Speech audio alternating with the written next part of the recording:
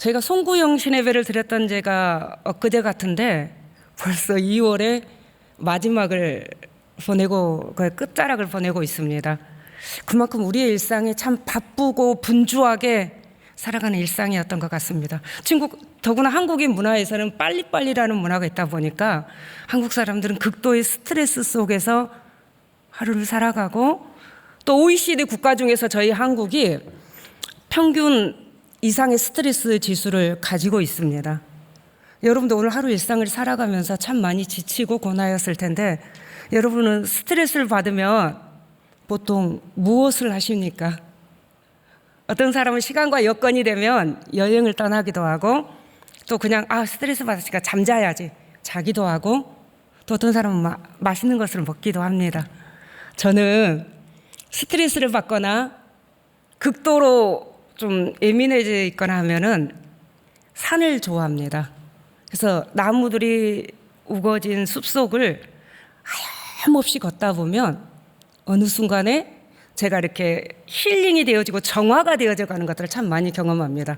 제가 가장 오랫동안 걸었던 곳은 한 10시간 정도를 끊임없이 걸었던 적이 있습니다. 그래서 올레길, 둘레길 이런 곳을 참 좋아하는데요. 그래서 자연이 주는, 나무들이 주는 힐링이 있는데, 성경 속에 여러분 다양한 식물들과 나무들이 나옵니다. 질문 하나 드려볼까요? 유대인들이 제일 좋아하는 나무가 어떤 나무인지 아세요? 옛셀나무입니다. 낯선 이름이시죠?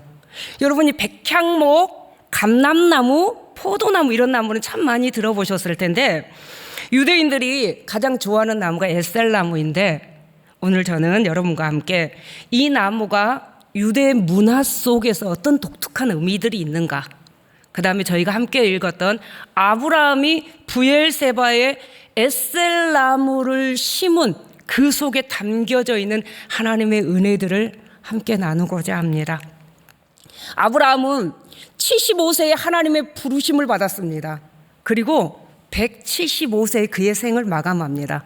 약 100년 동안의 그의 인생을 참 별의별 일들이 참 많이 있죠. 우리도 삶을 살아가다 보면 별의별 일을 겪듯이 아브라함도 참 별의별 일들을 다 만납니다. 그런데 성경은 여러 장에 걸쳐서 아브라함에 대한 이야기를 하면서 무엇을 중심으로 이끌어가느냐? 언약을 중심으로 이끌어갑니다. 기록되어져 있습니다. 때로는 아브라함의 인생의 고비마다 하나님께서 아브라함에게, 아브라함아, 내가 너에게 이 약속했지라고 하면서 언약을 재확인시키면서 아브라함의 일대기를 이끌어가고, 성경은 언약 중심으로 아브라함의 일생이 기록이 되어져 있습니다. 그러면 하나님께서 아브라함과 맺었던 언약을 한번 살펴보도록 하겠습니다. 창세기 12장 1절부터 3절 말씀입니다. 우리 한번 같이 읽어보도록 하겠습니다. 여호와께서 아브라함에게 이르시되 너는 너의 고향과 친척과 아버지의 집을 떠나 내가 내게 보여줄 땅으로 가라. 내가 너로 큰 민족을 이루고 내게 복을 주고 내 이름을 창대하게 하르니 너는 복이 될지라. 너를 축복하는 자에게는 내가 복을 내리고 너를 저주하는 자에게는 내가 저주하리니 땅의 모든 족속이 너로 말미암아 복을 얻을 것이니라 하신지라. 하나님이 아브라함과 언약하셨던 언약의 첫 번째는 뭔거니? 아브라함아, 너 지시할 땅으로 가. 내가 너에게 이 땅 줄게. 이거였고요. 두 번째는 아브라함아, 내가 너에게 후손 줄게. 그 후손을 통해서 뭘 이루리라? 큰 민족을 이룰 거였고, 세 번째 주신 언약이 아브라함아, 네가 복이야. 네 삶 자체가 복이야. 다른 많은 민족이 너를 통해서 복을 받게 할 거야. 이게 하나님께서 아브라함에게 약속하셨던 언약이었습니다. 이 언약을 중심으로 아브라함의 삶을 하나님께서 이끌어 가시는데, 근데 오늘 저와 여러분이 읽었던 본문이 시점은 어느 시점인 거니? 이 언약을 받은 지 약 25년 정도가 지났을 때입니다. 아브라함이 이때까지는 눈에 보이는 언약은 아무것도 없었습니다. 근데 오늘 본문의 아브라함은 어느 곳에 머물러 있다라고 되어 있는 거니? 블레셋 땅 부엘세바에 머물러 있다 이렇게 돼 있습니다. 여기서 중요한 건 아브라함이 부엘세바에 머무르게 된 배경을 저와 여러분이 살펴볼 텐데요. 이 배경은 창세기 20장에 나타나 있습니다.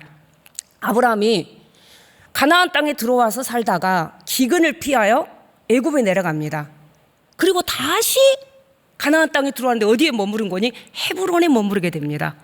헤브론 땅에 머무르다가 어떤 이유여서인지 알지 못하지만 해안 지역 굉장히 비옥한 땅인 그랄 땅으로 이주하게 됩니다. 그런데 그랄 땅으로 이주하면서 24년 전에 아브라함이 했던 실수를 그대로 재현합니다. 24년 전에 애굽 땅에 갔을 때 자기 아내를 누이라고 속입니다. 근데 여러분, 씁쓸한 것은 24년 전에는 아브라함이 부르심을 받을 사명의 초창기입니다. 그러니까 아브라함이 미숙했으니까 라고 치부할 만합니다. 그런데 25년이라는 시간이 지났음에도 불구하고 자신이 연약함이 요동이 칠 만한 환경과 상황을 만나게 되면 여전히 아브라함은 자신의 연약함을 그대로 드러내고 있다는 사실입니다. 왜 아브라함은 그렇게 속였는거요? 블레셋 땅 사람들은 하나님을 두려워하는 마음이 없었기 때문에 그 사람들이 자기 아내로 인하여 자기를 죽일까 두려워서 자신의 연약함이 그대로 드러나게 됩니다. 참 우리의 모습과 너무나 닮아 있습니다. 저도 30여 년 전에 하나님으로부터 부르심을 받고 참 저는 많이 두려웠습니다. 왜냐하면 저는 제가 가지고 있는 약함을 너무 잘 압니다. 근데 하나님의 말씀을 대언하는 말씀의 사람으로 선다는 거, 하나님의 사람을 양육하는 양육자로 선다는 게 너무 겁이 났습니다. 그래서 하나님 이거 못하겠어요. 참 많이 몸부림을 쳤던 적이 있습니다. 그래서 사역일을 오면서 이것 때문에 참 많이 울었고, 하나님 저의 이 연약함 때문에 하나님 도와주세요 라고 많이 부르짖었는데, 성령의 은혜로 옛사람이 변화되어졌는가 싶다가도 사역의 길을 오면서 제 약함이 요동이 칠 만한 일들을 만나면 여전히 저의 옛사람으로 돌아가 있습니다. 참 이게 제 모습뿐만 아니라 여러분도 또한 마찬가지일 것입니다. 그래서 때로는 너무 안타깝고, 사도 바울이 고백했던, 로마서에 고백했던 오라 나는 공고한 사람이도 이로다 라고 고백할 수밖에 없게 되는 것 같습니다. 그런데 신기하게도요, 하나님은 이처럼 연약한 아브라함에게 대해서 아브라함아 너 왜 그렇게 했어? 라고 꾸짖으실 만도 한데, 초창기 때도 마찬가지고 지금도 여전히 아브라함에게 그 말씀을 하시지를 않습니다. 오히려 누구를 책망하시는군요? 아비멜렉을 책망하시면서 하나님의 강권하시는 개입으로 아브라함을 그 위험한 고비에서 넘어가게 하십니다. 이 계기로 여러분 어떤 일이 일어나는 줄 아십니까? 우리의 연약함을 오히려 선으로 바꾸시는 하나님을 창세기 14장과 15절에서 한번 만나보도록 하겠습니다. 창세기 20장 14절과 15절입니다. 우리 같이 한번 읽어볼까요? 아비멜렉이 양과 소와 종들을 이끌어 아브라함에게 주고 그의 아내 사라도 그에게 돌려주고 아브라함에게 이르되 내 땅이 내 앞에 있으니 내가 보기에 좋은 대로 거주하라. 이 일로 통해서 아비멜렉이 아브라함에게 양도 주고 소도 주고 종들도 주고, 그리고 그 다음 구절로 은천계 재물도 줍니다. 그뿐만 아니라 더 중요한 말씀 15절에 아브라함아 이 땅이 내 앞에 있으니 내가 보기에 좋은 대로 너 살고 싶은 곳에 거주해 라고 말을 합니다. 그래서 아브라함은 이 블레셋 땅에 그 전까지는 정착하지 못하고 계속 이사 다니는 삶이었었는데 이 블레셋 땅에 뭐 하게 되는 거니? 정착하게 됩니다. 더 놀라운 건 아브라함이 이렇게 블레셋 땅에 정착했을 때 하나님이 언약하셨던 약속하셨던 뭐가 비추기 시작하는 거니? 약속의 서광이 비추기 시작합니다. 창세기 21장 2절 말씀에 보면 이렇게 되어 있습니다. 제가 읽어보겠습니다. 사라가 임신하고 하나님의 말씀하신 시기가 되어 노년의 아브라함에게 아들을 낳으니, 아니 하나님의 섭리, 하나님의 말씀하신 시기가 되었을 때 어디 땅에 머물 때? 블레셋 땅에 머물고 있을 때 노년의 아브라함에게 그의 후손 이삭이 태어나게 됩니다.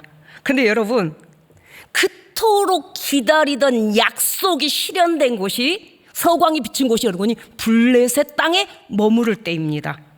근데 그러다 보니 블레셋 사람들에게 많이 이렇게 화제가 되었을 것입니다. 그 소리 들어봤어? 아브라함이라는 사람이 있는데 노년에 아이를 낳았대. 아니 어떻게 그런 일이 있을 수 있어? 아브라함이 노년에 아이를 낳았대. 그 이야기가 누구의 귀에까지 들리는 거니? 아비멜렉의 귀에까지 전해지게 됩니다. 그러자 아비멜렉이 이렇게 쳐다보니까 아브라함을 보고서 위협을 느낍니다. 어떤 위협을 느끼는 거예요? 창세기 21장 22절입니다. 우리 한번 같이 읽어볼까요? 자, 시작. 그때 아비멜렉과 그 군대 장관 비골이 아브라함에게 말하여 이르되 내가 무슨 일을 하든지 하나님이 너와 함께 계시도다. 아니 아비멜렉이 아브라함을 찾아와서 이런 말을 합니다. 아브라함아, 네가 하는 일을 보니까 하나님이 네 편이구나. 이 말을 직역하면 이렇게 됩니다. 내가 하는 모든 일 안에 하나님이 계시는구나. 놀랍습니다. 하나님을 알지 못했던 아비멜렉입니다. 그런데 아브라함의 일거수일투족 안에 하나님이 함께 계시는 것이 보이기 시작합니다. 그것을 본 아비멜렉은 두려움에 쌓이게 됩니다. 분명한 건 아브라함이 자기의 아내 사라를 누이라고 속였을 때 그렇게 되어 있습니다. 블레셋 사람은 누구를 두려워함이 없더라? 하나님을 두려워함이 없더라. 그런데 하나님이 그의 편인 그것을 보면서 아비멜렉은 뭘 느끼고니? 두려움을 느낍니다. 그러면서 이렇게 말합니다. 아브라함아, 내가 내 땅 가운데서 네가 살고 싶은 거, 거주하고 싶은 거 내가 다 거주하게 했으니 너도 나와 이 땅 내 후손을 후대해줘 라고서 화친 조약을 요구합니다. 여러분, 신기한 것은요, 블레셋이 이때 당시에 사사기 때처럼 강대하지는 않았지만 분명한 사실은 네게부와 그랄 땅을 다스리는 왕이 통치하고 있는 자가 자기 땅의 나그네로 거주하고 있는 자에게 마치 약자처럼 화친 조약을 요구하고 있다는 사실입니다. 놀랍지 않습니까? 하나님이 행하시는 일들입니다. 그래서 이때 당시에 관례대로 양과 소를 주고서 조약을 맺습니다. 그러면서 아브라함이 이런 말을 합니다. 아니 그런데 내가 우물을 팠는데 너희 종들이 다 빼앗아갔어. 이때 당시에 우물은 재산입니다. 더구나 네게부 땅 안에서의, 광야 안에서의 우물은 엄청난 재산입니다. 근데 아브라함은 소유권이 없습니다. 왜냐하면 그 땅은 블레셋 땅이기 때문에 그 땅 주민들이 와서 우리 땅에 와서 네가 이렇게 행해라고 우물을 파면 빼앗아가고 우물을 파면 빼앗아갑니다. 아브라함은 이것을 두고 아비멜렉과 이렇게 말합니다. 암양 7마리를 세워놓고 나서 이 땅이 나의 소유임을, 이 땅이 나의 것임을 맹세하고 계약을 맺자라고 말합니다. 21장 31절에 제가 한번 읽어봐 드리겠습니다. 두 사람이 거기서 서로 맹세하였으므로 그곳을 부엘세바라 이름하였더라. 즉 우물의 소유권을 확정 짓고 나서 그곳의 이름을 기념하여 뭐다? 부엘세바라, 맹세의 우물이라라고 이름하였더라. 이름하였다라는 뜻은 카라로서 많은 주변의 사람들에게 이 땅은 내 것이야, 이것은 내 거야 라고 표명하고 공식적으로 선언했다는 의미입니다. 여러분, 이때까지 아브라함은 나그네였습니다. 하나님이 약속하신 그 땅 가운데 여전히 나그네였습니다. 거주할 곳이 없었습니다. 떠돌이 인생이었습니다. 그런데 손바닥만한 구름, 그 땅 가운데서 자기의 소유로 표명된 공식적인 우물을 가지게 됩니다. 자, 여러분, 후손을 주시겠다고 하신 약속이 이루어진 것도, 그 다음에 내가 너에게 땅 줄게라고 약속하셨는데 손바닥만한 구름처럼 약속이 성취된 곳이 어디라고요? 블레셋 땅 브엘세바에서 이루어진 것입니다. 근데 여러분, 왜 하나님은 그 전에도 충분히 하나님의 약속을 이루실 수 있음에도 불구하고 그분의 말씀하신 시기 브엘세바로 아브라함을 이끄시면서 그곳 가운데서 하나님의 약속을, 말씀을 이루어 가시냐는 것입니다. 지리적으로 브엘세바라는 지명을 보게 되면 너무너무 놀랍고 하나님의 샘세하신 성경의 큰 하나님의 그림을 볼 수가 있게 됩니다. 여러분, 브엘세바는요, 이스라엘 땅의 경계를 보통 말할 때 단에서부터 브엘세바까지라고 이스라엘의 경계를 말합니다. 우리나라 말로 하면 할라에서 백두까지입니다. 북쪽의 끝이 어디고 단이고 남쪽의 끝에 땅의 경계가 브엘세바입니다.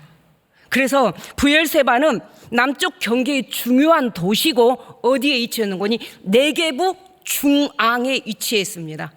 이렇게만 말하면 그게 어때서라고 할 텐데요, 위치적으로 보면 브엘세바는 북쪽으로는 유다 산지가 있고요, 동쪽으로는 사해와 유다 광야가 있고, 남쪽으로는 네게부와 가네스 바네아가 있고, 서쪽으로는 해안 평화가 있습니다.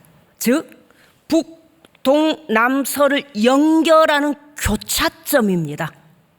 그뿐만 아니라요, 여러분 혹시 이스라엘에는 많은 길들이 있는데 해안길, 왕의대로길, 족장길이라고 있습니다. 성경에 참 족장길이 많이 나오는데 족장길은 남과 북을 중앙을 통과하는 중앙길입니다.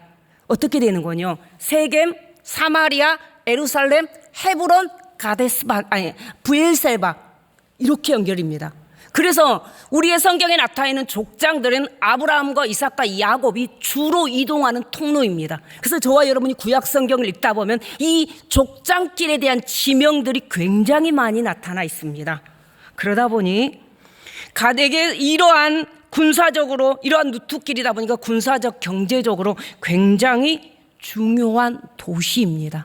근데 하나님께서 아브라함을 약속의 땅으로 부르시고서 끊임없이 정착하지 못하고 이방인처럼 살게 하시더니 오늘 브엘세바, 블레셋은 네게부 중앙에 교차점과 같은 중요한 지리적 여건을 갖춘 곳에 머물게 하시고 3대를 그곳에서 살게 하신 이유는 세 번째 약속하셨던 복이 되는 삶을, 언약을 그를 통해서 살아내게 하시기 위함입니다.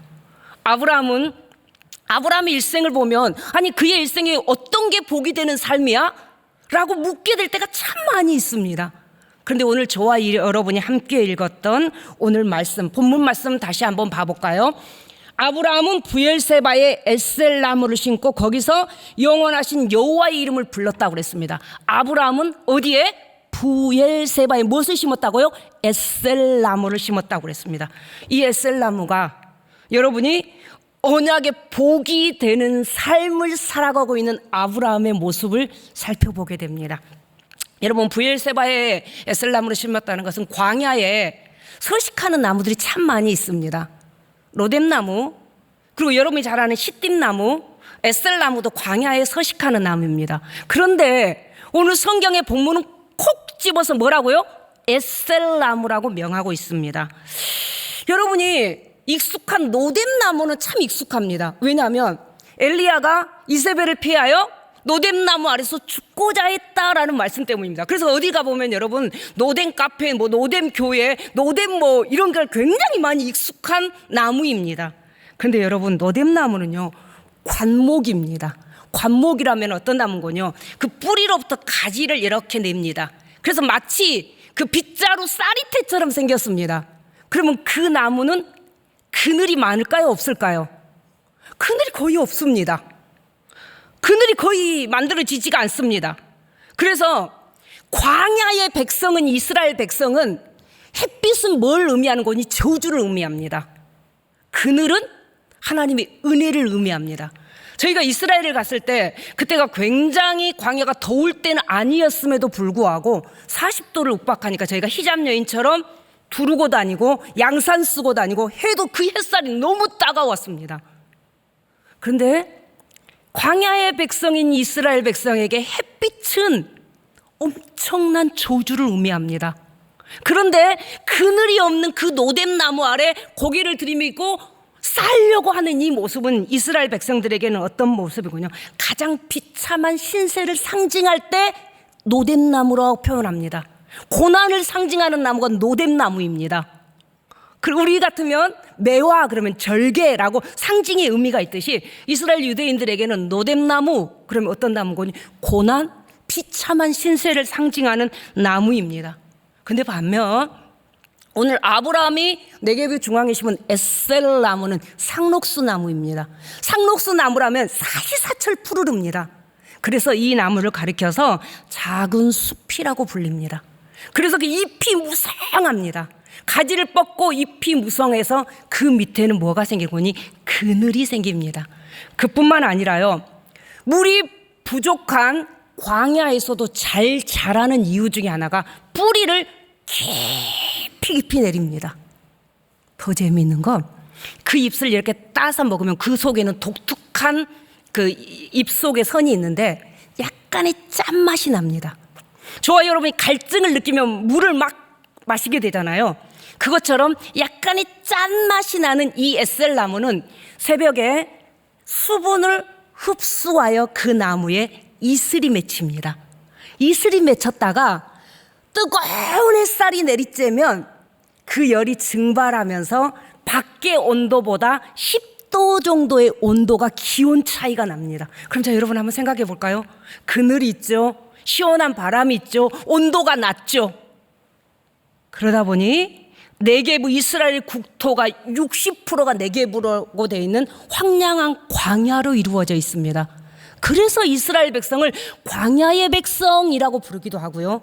이스라엘은 인생을 광야에 비유하기도 합니다. 그런데 광야 같은 인생길에서 하나님이 주시는 최고의 쉼과 안식을 의미할 때 반드시 어떤 나무가 등장하니 에셀 나무가 등장합니다. 그래서 에셀 나무는 유대인들이 가장 좋아하는 나무인 것입니다. 자, 그런데 여러분, 이런 하나님의 쉼과 안식을 의미하는 에셀 나무를 네게브 중앙에 모든 대륙과 대륙을 연결하는 교차점인 부엘세바에 아브라함이 에셀 나무를 심은 것은 21장 33절에 제가 새 번역을 한번 읽어드려 보도록 하겠습니다. 우리 나와 있는데 한번 같이 읽어볼까요? 시작. 아브라함은 부엘세바에 에셀 나무를 심고 거기에서 영생하시는 주 하나님의 이름을 부르며 예배를 드렸다. 뭘 드렸다고요? 예배를 드렸다는 것입니다. 이때 당시에는 뭐가 없는 거니? 성막이 없습니다. 이스라엘 백성은 어디서 예배를 드리는 거냐? 나무 그늘 밑에서 모여서 예배했습니다. 사울이 처음에 통치를 할 때도 사울은 그의 궁전이 없었습니다. 그래서 어디서 정치를 본 거니? 에셀 나무 아래서 정치를 펼칩니다. 오늘 이스라엘 백성들도 아브라함도 어디서 예배하는 거니? 에셀 나무 그늘 아래서 여호와의 이름을 부르며 영원하신 여호와의 이름을 부르며 예배를 드렸다는 것입니다. 그 말은 문명의 교차점인 네게브 중앙 안에 에셀 나무를 심고 그곳을 지나가는 많은 나그네들, 지쳐있는 나그네들에게 쉼과 안식을 제공합니다. 나그네를 환대합니다. 그러면서 그가 하는 일이 뭐였는군요. 자신의 인생 가운데 그 땅의 백성들은 모든 것들을 신이라 여기는 잡신이 판을 치고 있는 세상 가운데, 블레셋 땅 가운데 하나님이 노년에 자신의 인생 가운데 행하신 후손을 주시고 하나님의 행하신 일들을 증거하는 삶을 살아가고 있습니다.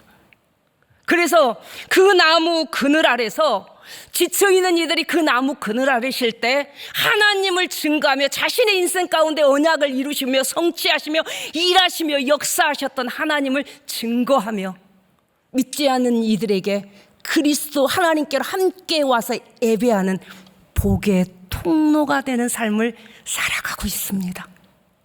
이게 하나님이 아브라함의 인생을 통해서 설계하신 목적입니다.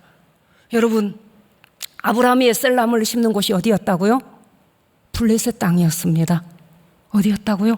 광야 한중간입니다. 때로는 하나님이 저와 여러분을 광야 같은 곳, 블레셋 땅 가운데 세우실 때가 있습니다. 제가 처음에 서두에 스트레스라는 물음으로 질문을 시작했습니다. 23년 통계해 보니까요, 요즘 우리나라에 거의 5명 중 4명이 스트레스에 쌓여 있다라고 통계가 나와 있더라고요. 그래서 우울하고 깊은 우울감이 빠져 있고 좌절과 지쳐 있는 우리나라입니다. 정치 상황을 봐도 그렇고 경제 상황을 봐도 그렇고 참 힘듭니다. 더군다나 스트레스를 받는 1순위가 어디냐라고 물었더니 직장 안에서의 스트레스를 가장 많이 받는답니다. 그런데 때로는 하나님은 우리를 그런 곳으로 보내십니다. 며칠 전에 신방을 하다 보니까 어느 성도님이 그러시더라고요. 참 어려운 일을 만났습니다. 그래서 하나님 앞에 많이 기도하고 직장의 문이 열리기를 기도했는데 많은 곳에서 오라는 면접을 보자고 했는데 하나님 기도하기를 처음에 연락이 오는 곳에 제가 가겠습니다라고 해서 처음에 연락이 오는 곳에 면접을 보고 입사를 했습니다. 수습 기간을 지나고 3개월쯤 지났는데 선생님 너무 힘이 들어요. 너무 죽을 것 같아요. 라고 말을 하면서 하나님은 저를 왜 이곳에 보내셨을까요? 하나님 원하신 뜻이 무엇일까요? 정말 모르겠어요. 너무 힘들어요. 라는 말씀을 하시더라고요. 때로 하나님은 아브라함을 블레셋 땅 아비멜렉이 통치하고 있는 곳으로 보내십니다. 그리고 그곳에서 오랫동안 살았더라. 3대가 그곳에 삽니다. 3대를 거쳐서 그곳에 하나님의 보내신 목적은 우리가 서 있는 그곳이 광야 같고 우리를 끊임없이 위협하는, 우리를 해하려고 하는 힘든 그곳이라 할지라도 하나님은 우리로 하여금 그곳에서 에셀나무를 심기를 원하십니다. 지치고 힘들어 있는 이들에게 세상에 하나님을 알지 못하고 하나님을 알지 못함으로 참 평안이 없고 쉼이 없고 안식이 없는 이들에게 내가 그들 안에 복의 통로가 되는 삶을 살아가기를 원하십니다. 하나님의 은혜의 그들 아래 그들을 불러 모으시면서 나로 하여금 하나님을 드러내는 복의 사람으로 살아가시기를 원하십니다. 이게 아브라함이 광야에 에셀나무를 심은 이유입니다. 때로는 우리 많이 지칩니다. 연약해져 있습니다. 그러나 이 땅 가운데 오늘 우리의 생명을 보존하시면서 오늘 우리가 하나님 앞에 심어야 할 복의 통로로 세워져 가야 할 이것이 우리의 사명이고 일상 안에서의 우리의 선교적 삶인 줄 믿습니다. 하나님은 이렇게 우리가 함께 예수님을 알지 못하는, 하나님을 알지 못하는 이들 가운데 나의 삶을 통해서 하나님을 드러내며 하나님을 증거하는 삶을 살기를 원하고 계십니다. 그리할 때 아비멜렉이 정말로 엘이 너의 편이구나, 하나님이 너의 편이구나, 이걸 느낄 때 믿지 않은 이들은 두려워 떨게 되어 있습니다. 그리고 진정한 하나님이 주시기를 원하시는 쉼과 안식으로 그들을 초대해서 함께 하나님을 예배하는 은혜의 역사가 임해지시기를 바랍니다. 이게 하나님의 아브라함의 인생을 설계하신 목적이었고 우리의 인생을 설계하며 오늘 이 땅에 여러분이 서 있는 그곳에 머물게 하신 이유인 줄 믿습니다. 말씀의 결론을 맺겠습니다. 여러분, 오늘 여러분이 서 있는 곳은 어떠한 곳에 서 있습니까? 여러분이 머물고 있는 곳에는 무엇이 가득합니까? 하나님이 오늘 저와 여러분에게 그곳에서 심기를 원하시는 에셀 나무는 무엇입니까? 이 하나님의 은혜가 오늘도 저와 여러분 안에 가득해서 함께 하나님을 예배하는 예배자로 나아가는 축복의 역사가 임해지시기를 바랍니다.